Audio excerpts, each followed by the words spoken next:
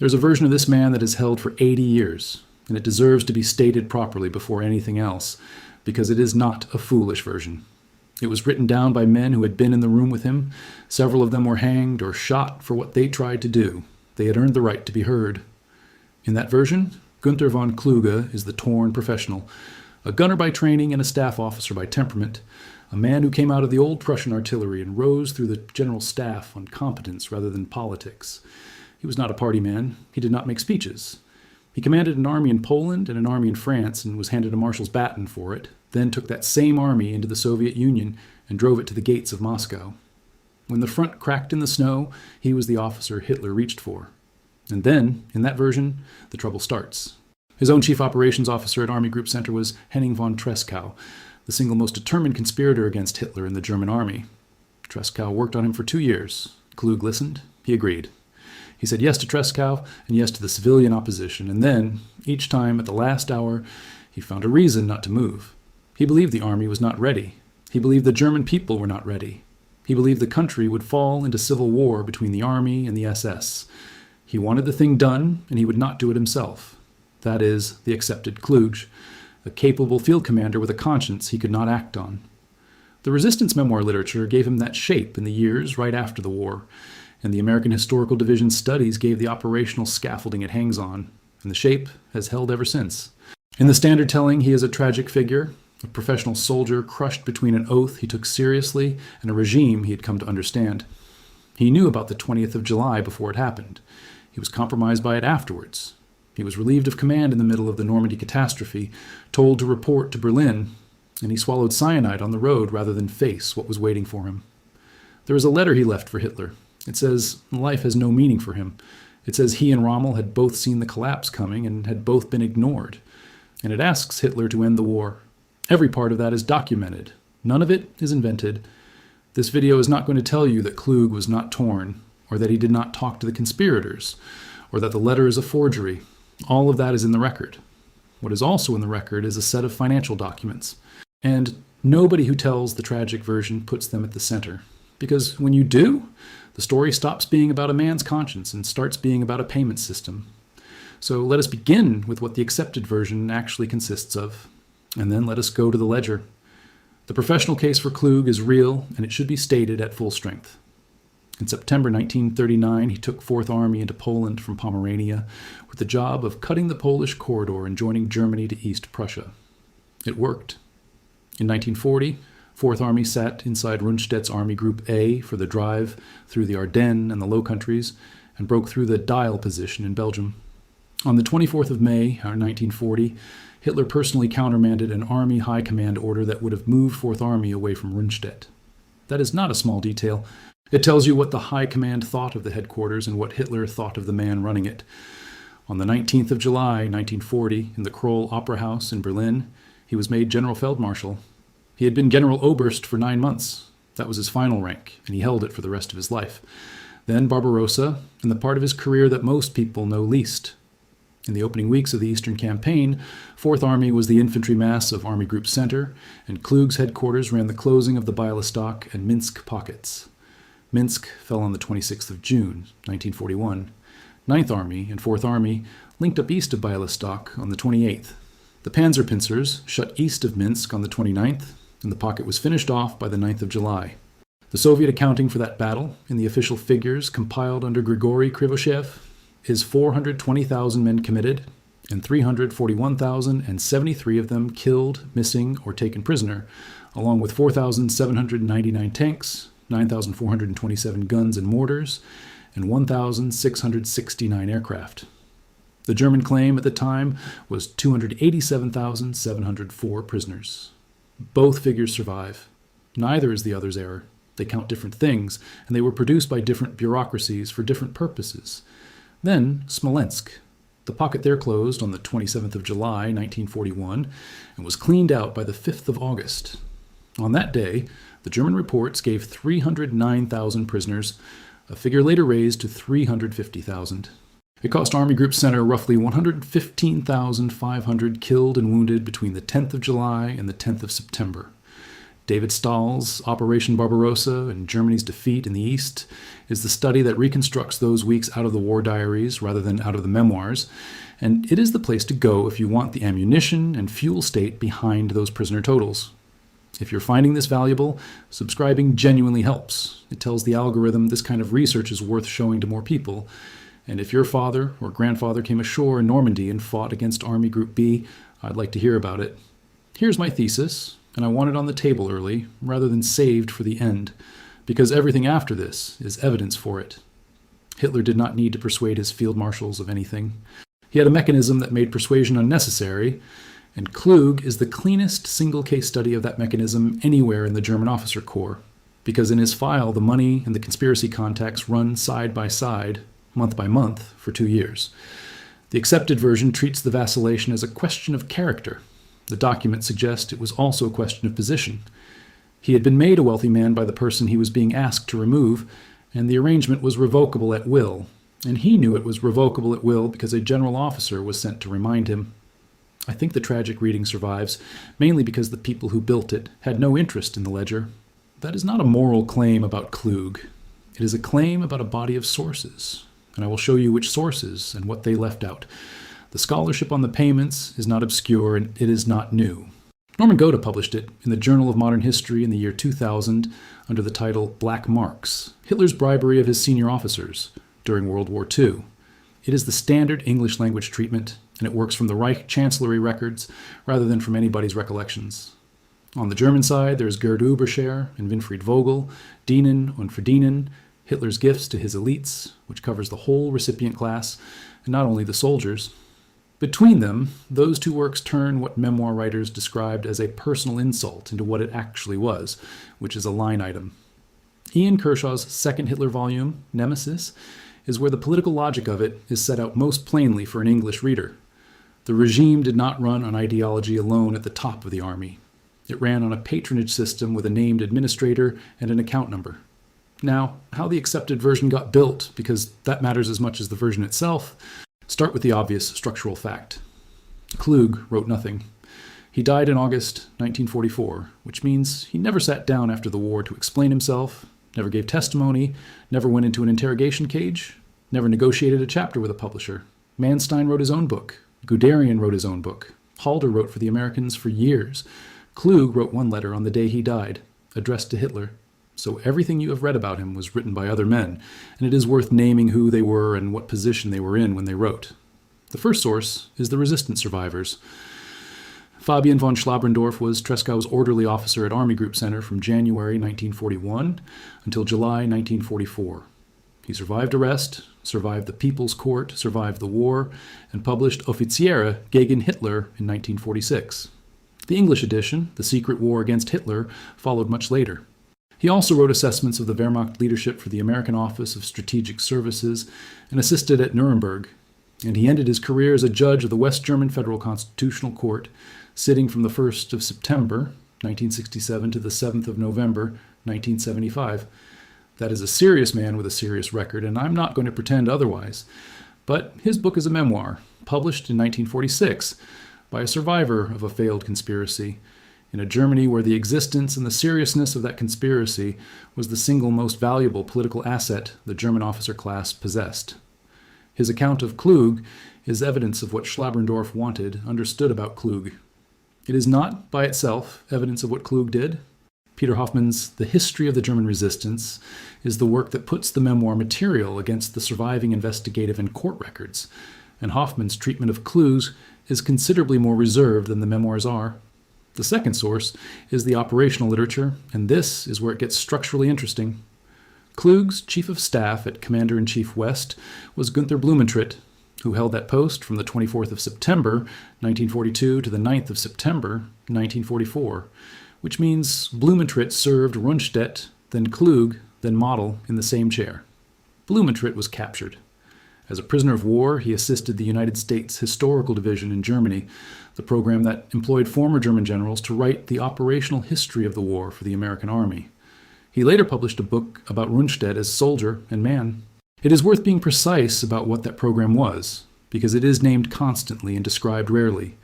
After the surrender, the United States Army took a body of captured German general officers and staff officers and put them to work writing the operational history of their own war, in German, from memory, with Franz Halder in the senior position over the whole undertaking. They were paid. They had access to each other. They read and corrected one another's drafts.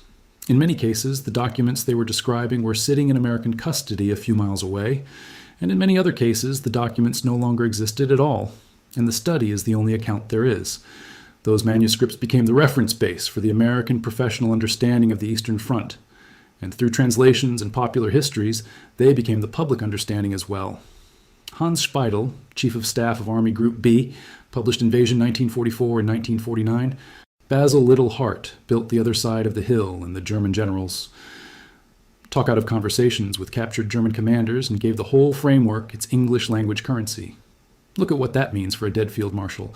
The narrative of Kluge's last summer was written by his own staff officers, in Allied custody, for Allied publishers, and an Allied army, at a moment when every one of them had a pension, a reputation, and in some cases a war crimes docket to consider. They were not lying, they were selecting. Those are different activities, and only one of them is a crime. And there is a third thing, which is subtler. The tragic Kluge is useful to both halves of the post-war story at once. To the resistance literature, he is proof that the senior officer corps knew, that the plot reached the top of the field command, that the army was not simply Hitler's instrument. To the professional literature, he is proof that a first-rate commander could be destroyed by amateur strategic interference from above. Both readings need him torn, neither needs him paid. So here's the ledger. The fund was known inside the Reich Chancellery as Account 5. It was administered by Hans Heinrich Lammers, the head of the Chancellery, and it was dispersed entirely at Hitler's personal discretion, with no published rules, no committee, and no criteria that anyone outside the building could inspect. Officially, the payments were described as compensation for expenses. That description mattered, because it was the fiction that made them tax-exempt. The growth of the fund tells you what it became. Überscher and Vogel put it at roughly 150,000 Reichsmark in 1933. By 1935, it was 3.3 million. By 1945, it was running at something near 40 million Reichsmark a year. And in the spring of that year, it was still paying out more than 300,000 Reichsmark a month to 121 named recipients, with the Red Army on the Oder.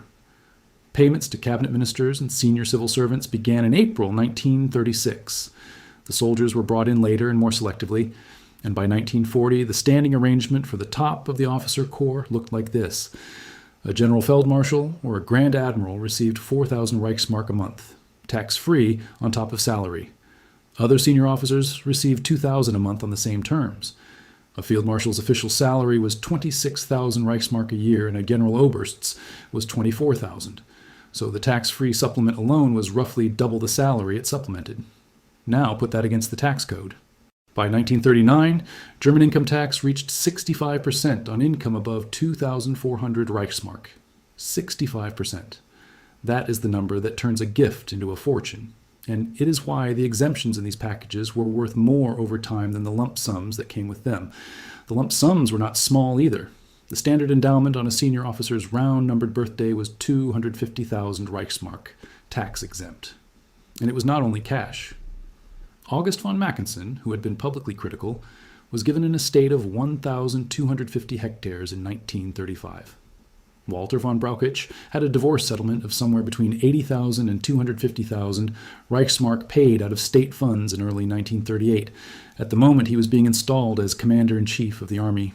Wilhelm Ritter von Lieb received 250,000 Reichsmark on his 65th birthday, the 5th of September, 1941, and then had a Bavarian state forest district bought for him, valued at 638,000 Reichsmark.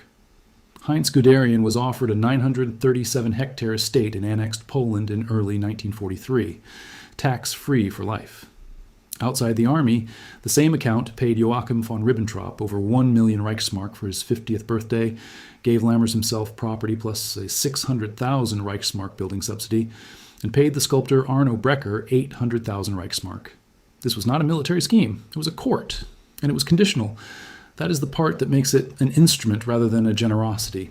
The reminders were delivered in person by Rudolf Schmundt, Hitler's chief adjutant, and from late 1942, the head of the Army Personnel Office, which meant the man carrying the message about the money was also the man who controlled promotions and appointments.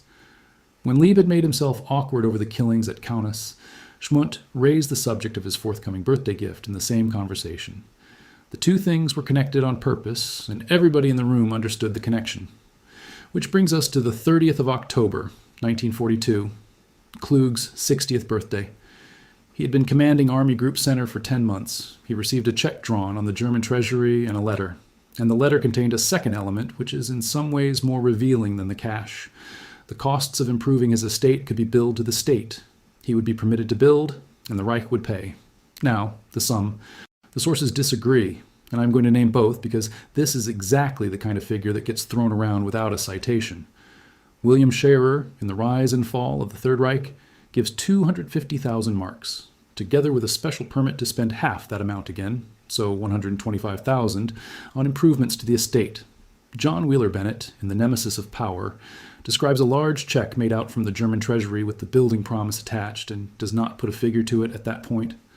A number of later accounts give 500,000 Reichsmark and convert it, using a period estimate, to roughly 200,000 United States dollars or 50,000 pounds sterling. I think the lower figure is better supported, and here is the document reasoning. Goethe's work in the Journal of Modern History, in the German study by Überscher and Vogel, both established 250,000 Reichsmark as the standard senior officer birthday endowment out of that account, drawn from the Chancellery records themselves. Lieb got 250,000. The system had a going rate. The 500,000 figure appears to descend from paraphrases of Wheeler-Bennett rather than from a Chancellery entry, and Wheeler-Bennett did not state a number. So my reading is 250,000 Reichsmark in cash, plus 125,000 in building permission, and I will flag it as contested rather than pretend it is settled. If you own a copy of Goethe's article and it says otherwise, the comment section is right there and I will pin the correction. But notice something about that argument. It is an argument about which of two very large numbers is correct. Either way, in one envelope, on one morning, a serving field marshal received roughly 10 to 20 times his annual official salary, tax-free, from the personal discretionary fund of the head of state, along with permission to bill his construction costs to the Treasury. And the monthly 4,000 kept arriving on top of it. And the check is not even the largest transfer in the arrangement. The exemption is, run the arithmetic on the retainer alone. 4,000 Reichsmark a month is 48,000 a year. Paid as ordinary income at the top rate, 65% of it goes to the Reich, and he keeps something near 16,800. Paid tax-free, he keeps all 48,000. So the exemption on that one item was worth better than 31,000 Reichsmark a year to him, which is more than his official salary was worth after tax, every year, on top of the salary. Apply the same treatment to a lump sum of 250,000, and the exemption on that single payment is worth over 160,000 Reichsmark by itself. Now notice the structure of it. A check, once written, is gone. It belongs to the man who cashed it, and no minister can call it back. An exemption is not like that. An exemption is a standing decision that has to keep being made year after year by one person, and that person can stop making it on any morning he chooses. The same is true of the monthly retainer, and the same is true of the permission to bill the builders to the Treasury. Almost none of the value in that package was ever actually delivered. Most of it was promised, continuously, and renewed, continuously. And the renewal was the point. That is not a gift. That is a subscription with a cancellation clause, and the clause was held by the man on the other end of it. That is the document. Now here is what was happening in the same headquarters in the same months. Army Group Center's headquarters stood at Smolensk, and it had become the operational hub of the German military opposition. That was not an accident of geography. It was one man's work. Henning von Tresckow was the chief operations officer there, first under Bach and then under Kluge, and he had built inside that staff a small network with a cavalry unit attached to it, an explosive supply, and a courier line back to the civilian opposition in Berlin. He was a colonel on the general staff in 1943 and reached general major in 1944. His orderly officer and his courier was Schlabrendorf. Their contact on the civilian side was Karl Friedrich Goerdeler, the former mayor of Leipzig, the man the conspiracy intended to install as chancellor. Tresckow's problem was structural, and it is worth stating precisely because it is the reason Kluge matters at all in this story. A staff officer cannot order an army group to do anything. To turn the killing of Hitler into a change of government, you needed a field marshal to give orders that troop commanders would obey without asking questions. Tresckow had access to exactly one field marshal, and he worked on him for 2 years. The approaches begin in 1942, and they run continuously from there. Tresckow criticized Kluge directly for accepting the birthday money. That criticism is on the record, and it is the hinge of the whole relationship, because what happened next was that Kluge agreed to meet Girdler. The meeting took place in November 1942, weeks after the check. Wheeler-Bennett's account, at pages 529 and 530 of The Nemesis of Power, has Kluge promising Girdler that he would arrest Hitler at his next visit to the Eastern Front. That is not a vague expression of sympathy. That is a serving army group commander committing to a specific act at a specific opportunity. And then, according to that same account, further gifts arrived, and Kluge changed his mind and decided to remain loyal. I want to be careful here, because that sentence is doing a lot of work, and it is not a document. It is Wheeler-Bennett, writing in the early 1950s, drawing on the resistance circles and on interrogation material, offering a causal link between the money and the reversal. The reversal is documented. The causation is his reading. What can be established independently is the sequence, and the sequence is not in dispute. Check in October, promise to Girdler in November, withdrawal after that. Then, in March, the moment that promise was supposed to be redeemed. This is where the paper trail gets specific. Hitler flew into Smolensk on the 13th of March, 1943. Tresckow had two plans running. The first was direct. Oberstleutnant Georg von Boeselager commanded a cavalry unit at Army Group headquarters, and the proposal was that Boeselager's men shoot Hitler and his escort on arrival. That required an order from the Army Group commander, or at minimum, his consent, and Kluge would not give it. Scherer records the refusal plainly. The words attributed to him in the resistance literature are that nothing should be done that day, that it was still too soon, and I flag those as reported speech rather than as a document. What is not in question is that the shooting did not happen, and that the reason it did not happen was Kluge. Boeselager's own explanation afterwards, as it comes down through that literature, was that Kluge feared a civil war between the army and the SS if Himmler were left alive. That is a claim as well, but a coherent one, and it is the same objection he raised on every other occasion. So Tresckow fell back to the second plan, and the second plan is one of the most precisely documented near misses of the war. The device was British. Plastic explosive of the type designated Plastic C, packed into the casing of a British magnetic mine, with a timer consisting of a spring that would be gradually dissolved by acid. The fuse was set for 30 minutes. The whole thing was wrapped as a gift of 2 bottles of Cointreau, and Schlabrendorf handed it to Oberstleutnant Heinz Brandt of the Army High Command Operations Staff, who was flying back with Hitler and had agreed to carry a package for a colleague. The bomb went aboard Hitler's Focke-Wulf Condor. It did not detonate, most probably because the luggage compartment was unheated and the acid mechanism was defeated by the cold at altitude. Schlabrendorf then had to fly to Rastenburg, retrieve the parcel from Brandt on a pretext, and take the live device apart in a railway compartment. He did all of that, and he was not caught. Kluge was not part of that. He was at the airfield. He had refused the shooting, and he was not told about the bottles. That is the pattern in his file, and it repeats again in 1944. He knows. He agrees in principle. He declines to be the man who signs. Now the command itself, because the years in which the money was arriving were also the years in which he ran the largest German field command on earth, and the completeness of this account requires all of it. Bock was relieved of Army Group Center on the 18th of December 1941, with the Soviet counteroffensive rolling and the German position west of Moscow coming apart. Kluge took the Army Group on the 19th. Ludwig Kübler took 4th Army from him, held it 32 days, and was replaced by Gotthard Heinrizi on the 20th of January 1942. Klaus Reinhardt's Moscow, the turning point, is the study that works the arithmetic of that winter out of the German records. And what it shows is a front held together by holding orders, improvised rail traffic, and the exhaustion of the opposing side, rather than by any operational solution. What Kluge then held for the next year and 10 months was the Rzhev and Vyazma salient. And I want to get the designations right because this is the sector where they got wrong most often. The Rzhev salient itself was held by the 9th Army, and the 9th Army was Walter Models, not 4th Army. 4th Army was in the salient too, on the southern face, and so was 3rd Panzer Army in the north, and all three answered to Kluge at Smolensk. If you see rough attributed to 4th Army, that is an error, and it is one this audience catches within the hour. The Soviet attacks on that salient through 1942 were among the costliest of the war. Konev's Kalinin front struck on the 30th of July, 1942, and Zhukov's Western Front on the 4th of August, with something around 600 tanks. One accounting of the 6 Soviet armies committed in that sector gives them a combined 526,300 men at the start of August and 344,000 lost by the end of September. I have that from a single source, and I'm telling you so. Then, Operation Mars, the 25th of November to the 20th of December, 1942, which ran while Kluge was making and unmaking his promise to Girdler. The Soviet commitment was 2,923 men and 1,718 tanks. The losses are disputed, and the dispute is worth stating properly. David Glantz, in Zhukov's greatest defeat, put Soviet losses at 100,000 killed and 235,000 wounded, with about 1,600 tanks destroyed, against German losses of roughly 40,000 killed and wounded.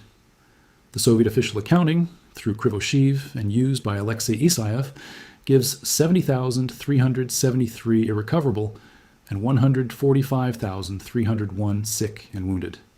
The gap between those two sets is a gap in how the Soviet returns counted men who passed through medical channels and never came back to the same unit. Name both, always. In March 1943, the salient was given up. Operation Buffalo ran from the 1st to the 22nd of March 1943, executed by Model's 9th Army under Kluge's Army Group, and it freed 21 divisions for use elsewhere. It was, in narrow operational terms, a well-run withdrawal. The rest of what Buffalo consisted of is in the record too. Security sweeps in the evacuation zone killed about 3,000 people.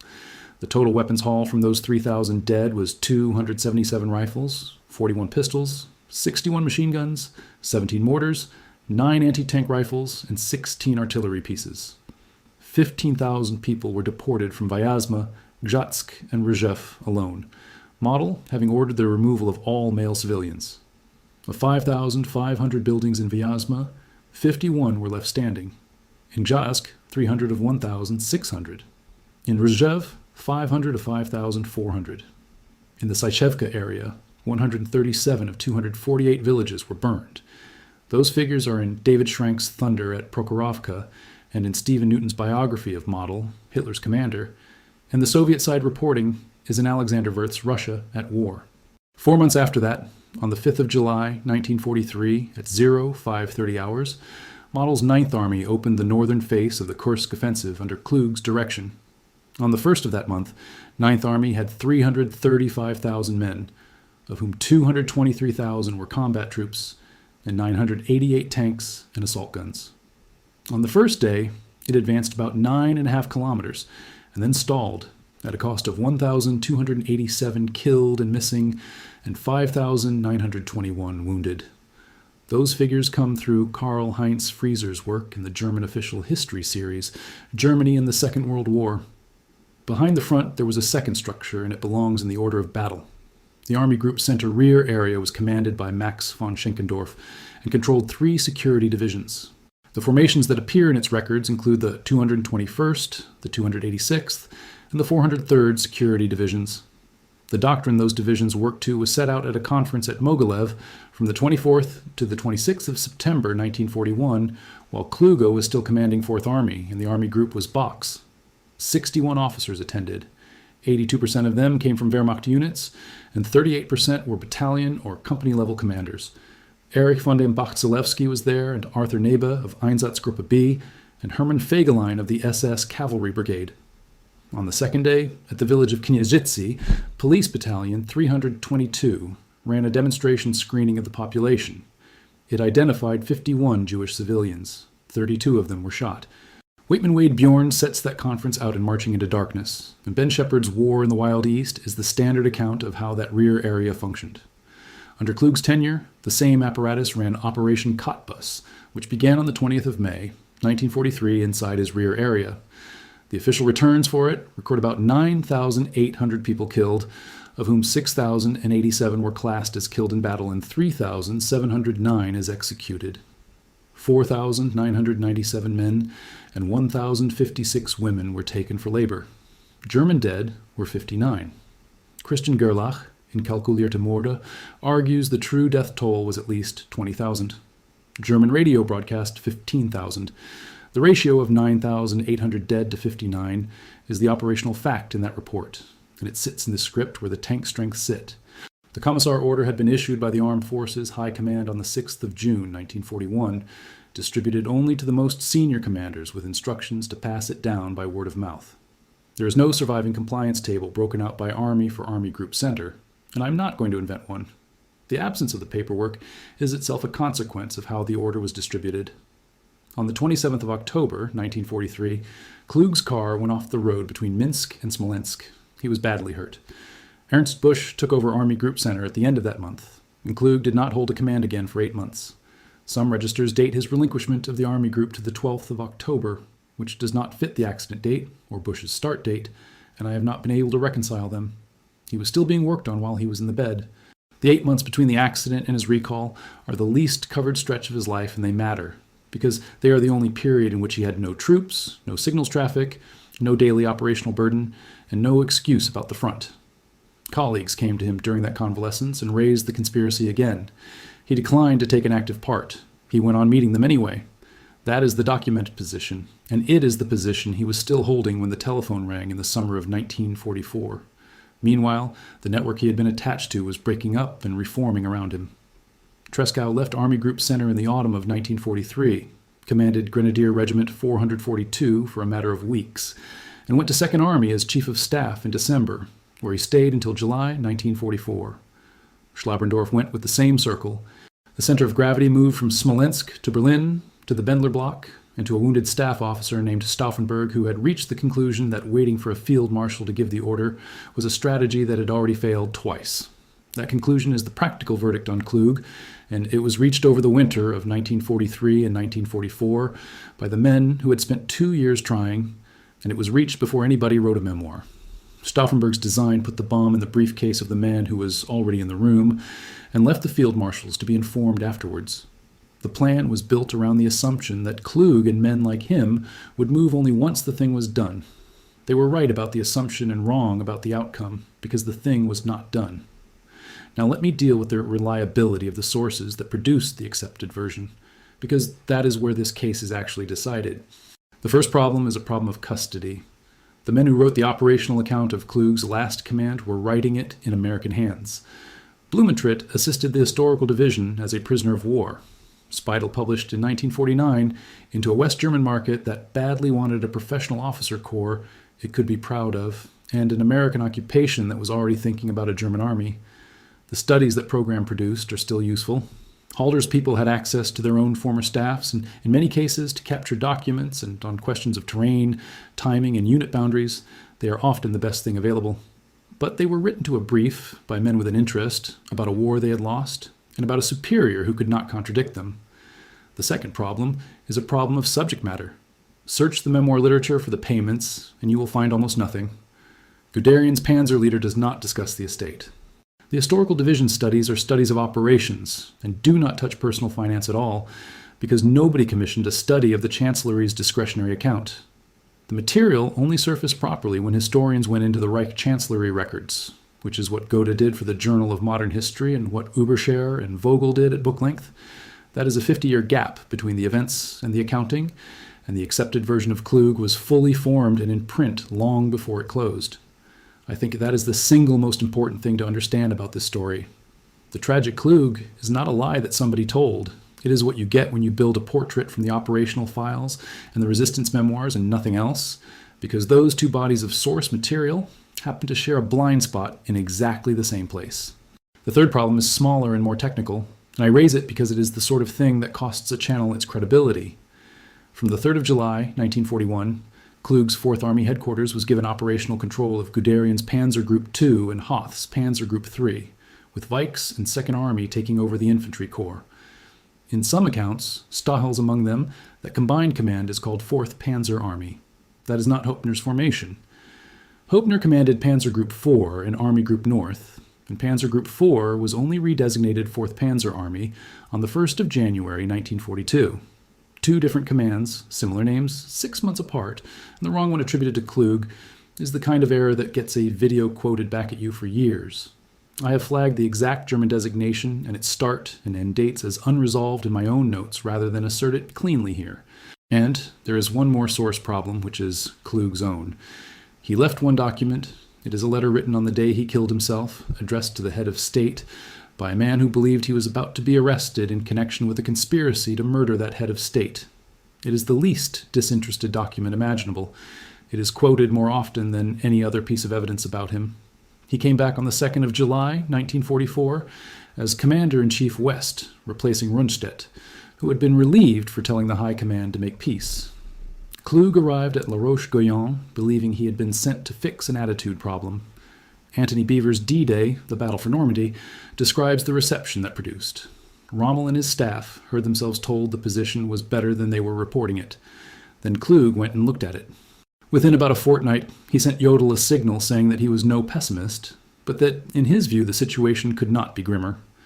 On the 17th of July, Rommel's staff car was shot up by fighter bombers and Rommel was out of the war. Kluge took Army Group B on top of Commander-in-Chief West, and the registers differ on whether that was the 17th or the 19th.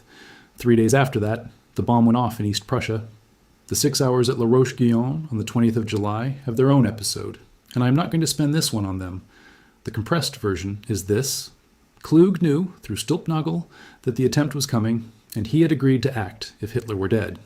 Stülpnagel, as military governor of France, went ahead in Paris and arrested the SS and SD apparatus in the city, which was the single most successful operation the conspiracy carried out anywhere that day. Hofacker came to Kluge's headquarters to bring him in. By then, the reports from Rastenburg were clear. Kluge withdrew, the Paris arrests were reversed, and Stülpnagel was recalled and left to his own end. The remark attributed to Kluge that evening, that it would be a different matter if the swine were dead, is reported speech from the survivors, and I tag it as such. 2 days later, he warned Hitler that the collapse of the front in Normandy was imminent. On the 25th of July, the Americans opened Operation Cobra, and by the 28th, they were through. On the 30th, he signaled that the entire Western Front was on the brink of collapse. Hitler's response was to order an attack. On the 2nd of August, he directed a counterstroke between Mortain and Avranches to cut the American breakout at the shoulder, and he demanded 8 of the 9 available panzer divisions and the whole fighter reserve, which he put at 1,000 aircraft. Kluge told him there was no chance of success. On the 4th of August, the order was repeated categorically. Operation Lüttich went in on the 7th of August, 1944, and was finished by the 13th. It was run by the 47th Panzer Corps under General Hans Freiherr von Funk, with 2nd Panzer Division, 116th Panzer Division, 2nd SS Panzer Division, and part of 1st SS Panzer Division, plus 2 infantry divisions and 5 battle groups. About 300 tanks. It cost 120 tanks and assault guns and killed between 2,000 and 3,000 Americans, and it drove the German armored mass west at the exact moment the Americans were swinging north. That produced Falaise. The pocket ran from the 12th to the 21st of August, with Hauser's 7th Army and Eberbach's 5th Panzer Army inside it. The Canadians completed the encirclement on the 19th, and by the evening of the 21st, the 4th Canadian Armored Division had linked with the 1st Polish Armored Division at Küdehard. The German figures are ranges rather than counts, and the ranges are wide, between 10 and 15,000 killed, between 40 and 50,000 captured, somewhere between 20 and 50,000 got out. About 500 tanks and assault guns lost, with 344 armored vehicles destroyed in the northern sector alone. On the 15th of August, Kluge drove forward to meet his army commanders and get the withdrawal moving. His radio car was destroyed in an air attack, and he was out of communication with his own headquarters and with Rastenburg for most of the day. There is no evidence in any file that he used those hours to contact the Allies. There is a great deal of evidence that Hitler concluded he had. On the 16th, Hitler wrote to him suggesting he come back to Germany for a rest. On the 17th, Model arrived at the headquarters holding the order that replaced him at both commands. Kluge handed over, wrote a letter, and started east by road. He died of potassium cyanide on the road between Verdun and Metz. The date is given as the 19th of August, 1944, in the standard registers and in most reference accounts. Scheirer gives the 18th. I have not been able to settle it, and I am not going to pick one silently. The letter reached Hitler. Its content is quoted most fully by Scherer at pages 1076 and 1077 of The Rise and Fall of the Third Reich. It opens with the statement that when Hitler receives these lines, the writer will be no more. It says he cannot bear the reproach of having sealed the fate of the West by faulty measures. It says life has no more meaning for him. It says that he and Rommel had both foreseen the position and had both been ignored. And then it asks Hitler, if the new weapons do not deliver, to make up his mind to end the war, because the German people have undergone such suffering that it is time to put an end to it, and to show the greatness that would be needed to end a hopeless struggle. It also affirms his loyalty. Under Nuremberg examination, Jodl testified that Hitler read it in silence and handed it to him without a word. Some days later, Hitler said there were strong reasons to suspect that had Kluge not killed himself, he would have been arrested in any case, and the account went on, paying. It was still dispersing at that monthly rate in the spring of 1945, with the Reich down to its last provinces. What it had stopped doing from July 1944 was paying the families of the men who had actually gone through with it. Here is the arithmetic of the career, and I have kept it back to the end deliberately, because laid out in a block, it says something the narrative does not. He was commissioned into the 46th Field Artillery Regiment on the 22nd of March, 1901. He died 43 years later, age 61. He held 11 ranks in that time, from lieutenant to General Feldmarschall, and he was a field marshal for 4 years and 1 month of it. From the morning the check arrived to the afternoon on the road to Metz was 659 days. Inside that window, he promised Girdler he would arrest the head of state, declined to authorize the shooting at Smolensk, ran a Kursk offensive whose northern face lost better than 7,000 men on the opening day alone, spent 8 months out of command in a hospital bed, agreed to support a coup on condition that somebody else made it succeed, and drew 4,000 Reichsmark a month, tax-free throughout.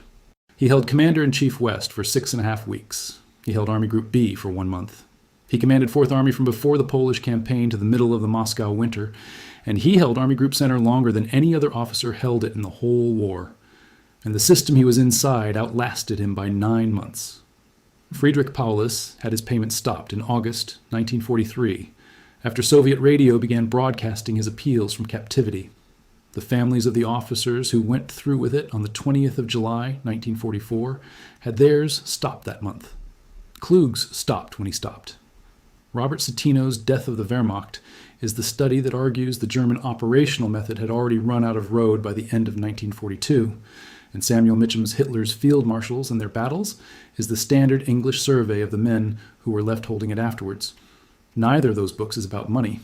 Between them, they describe the machine Kluge was steering. Gotha and Überscher and Vogel describe the terms of his employment.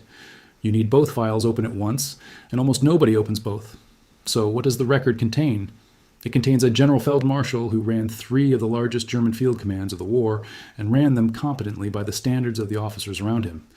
It contains prisoner totals in the hundreds of thousands from the pockets his headquarters closed in 1941, and a rear area apparatus under his army group whose own returns record thousands of dead against 59 of its own. It contains a withdrawal from the Rzhev salient executed cleanly, and a zone behind it burned to the ground with the figures written down, village by village.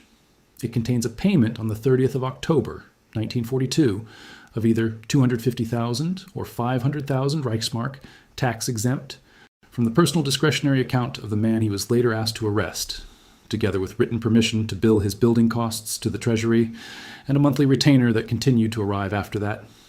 It contains a promise to Girdler in November 1942, and its withdrawal, a refusal to authorize the shooting on the 13th of March, 1943, a conditional agreement in the summer of 1944 that required Hitler to be dead first, and a withdrawal of that agreement inside a few hours of learning he was not. It contains a letter written on the last day urging the head of state to end the war and affirming loyalty to him in the same document. And it contains a ledger in the Reich Chancellery that ran from 150,000 Reichsmark a year to 40 million, and a list of names and his on it. That's what the record shows. The sources are in the description. I'll see you in the next one. Next.